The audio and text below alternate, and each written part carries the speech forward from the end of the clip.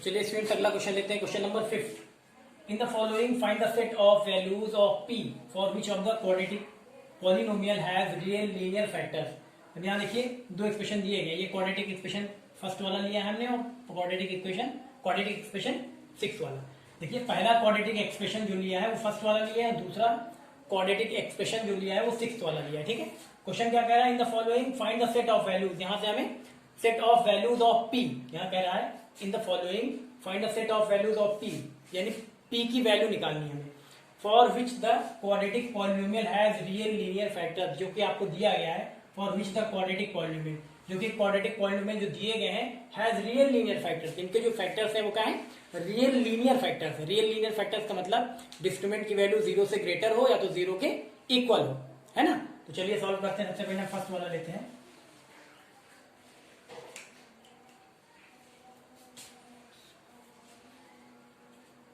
सबसे पहले लिख ले रहे हैं X square minus P X plus 4, compare कर लेंगे, इससे कंपेयर करेंगे और comparing with A X square plus B X plus C से कंपेयर करके ए बी सी की वैल्यू निकाल लेंगे। तो ए की वैल्यू कितनी देखिए 1, बी की वैल्यू कितनी माइनस पी, सी की वैल्यू कितनी प्लस 4। डिस्क्रिमिनेंट निकाल लेते हैं।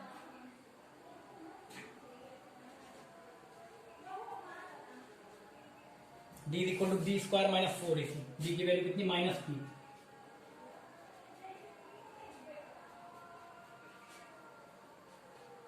पी स्क्वायर माइनस यहाँ पे आ गया 16, आ गया नहीं। अब यहाँ पे देखिए, यहाँ लिख ले रहे हैं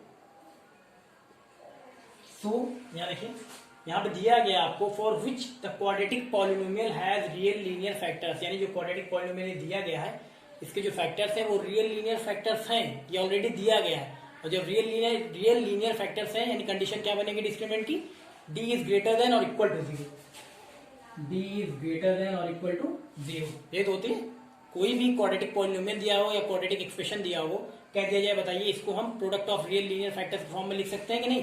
तो कंडीशन क्या थी, हमने पहले भी बताया आपको। तो डिस्क्रिमिनेंट की वैल्यू क्या होनी चाहिए, 0 से ग्रेटर हो या 0 के इक्वल हो, 0 से ग्रेटर हो या 0 के इक्वल हो, तो इसको हम इस फॉर्म में लिखेंगे ना, d इज ग्रेटर देन और इक्वल टू 0। तो ये बनी। चलिए तो यहाँ पर d की वैल्यू क्या निकाली, डिस्क्रिमिनेंट की वैल्यू, डिस्क्रिमिनेंट की वैल्यू निकाली P square minus 16 is greater than और इक्वल टू 0। ये आएगी। इसको थोड़ा सा और सॉल्व करते हैं, आ जाएगा पी स्क्वायर माइनस 4 का स्क्वायर इज ग्रेटर देन और इक्वल टू 0। जिसके बाद अब यहाँ आते हैं, देखिए 16 को हमने क्या लिख लिया 4 का स्क्वायर। अब यहाँ पे देखिए कंडीशन होती है, यहाँ पे हम लिख दे रहे हैं सिंस, कंडीशन होती है इसको आप याद कर लीजिएगा। सिंस यहाँ पे देखिए अगर x square minus A square is greater than और इक्वल टू 0, तो होता क्या है, देखिए जब भी इस फॉर्म में आए x square minus A square is greater than और इक्वल टू 0, देखिए इसी फॉर्म में, अगर इस फॉर्म में आता है कुछ तो उसका रिलेशन क्या होगा, ये होता है relation x is less then और इक्वल टू माइनस ए और x इज ग्रेटर देन और इक्वल टू प्लस ए, ये होता है। तो ऐसे इसको हम लिख लेंगे यहाँ पे।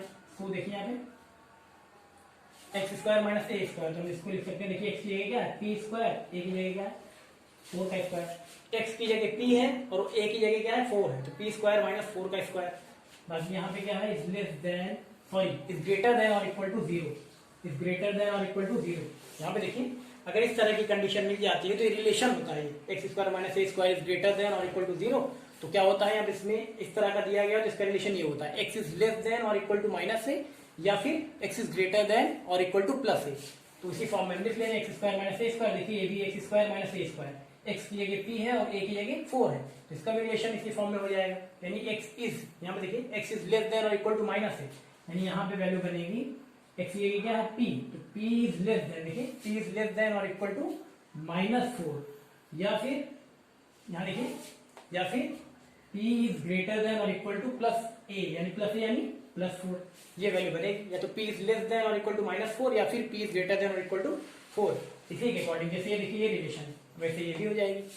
ठीक है, तो ये हो गया आपका फर्स्ट वाला। तो p की वैल्यू देखिए आ गई, p इज लेस देन और इक्वल टू -4 और p इज ग्रेटर देन और इक्वल टू +4। ठीक है, चलिए अब अगला देखते हैं 6 वाला, इसको मिटा दें ऐसे ही।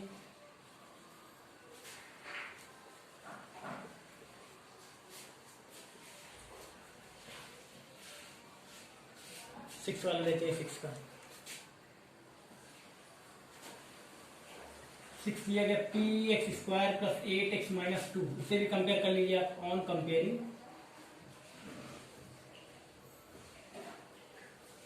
X square plus B X plus C, compare करेंगे तो ए बी सी की वैल्यू मिल जाएगी, ए की वैल्यू पी, बी की वैल्यू 8 और सी की वैल्यू -2। चलिए डिस्ट्रीब्यूट निकालिए तो b इक्वल टू क्या होता है B square minus 4ac, b की वैल्यू कितनी है 8, तो 8 का स्क्वायर माइनस 4 इंटू ए की वैल्यू कितनी है p इंटू सी की वैल्यू कितनी है -2, तो हो जाएगा 8 64 minus minus plus 4 to the 8p, ये आ जाएगा। ठीक है, अब यहाँ आपको पता है, यहाँ दिया गया है कि देखिए which the quadratic polynomial has real linear factors, यानी जो quadratic polynomial दिया गया है इसके फैक्टर्स क्या है, रियल लीनियर फैक्टर्स हैं, ये ऑलरेडी दिया गया है। तो रियल लीनियर फैक्टर्स के लिए कंडीशन क्या होती है, d इज ग्रेटर देन और इक्वल टू 0, यहाँ पे होता है तो लिख दे रहे हैं since d is greater than और इक्वल टू 0, यहीं पे रख दीजिए।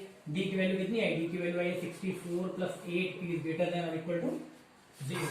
चलिए अब इधर सॉल्व कर ले रहे हैं, तो यहाँ जब सॉल्व करेंगे तो हो जाएगा 8p इज ग्रेटर देन, यहाँ देखिए ना प्लस 64 उस तरफ ट्रांसफर कर देंगे तो -64 हो जाएगा, यहाँ हो जाएगा p इज ग्रेटर देन और इक्वल टू -64 अपॉन 8, यानी p इज ग्रेटर देन और इक्वल टू -8 8 64 ना, तो 8 हो जाएगा यहाँ पे, ये आ गया आपका 8 8 ना, ये ठीक है। यहाँ पे देखिए प्लस 64 चला जाएगा किधर, इधर ट्रांसफर कर दिया RHS में, तो -64 हो गया, यहाँ 8 8 64, यानी p is greater than equal to -8, ये आ गई p की वैल्यू, या कह सकते हैं p की सेट ऑफ वैल्यू। ठीक है, कर लीजिए।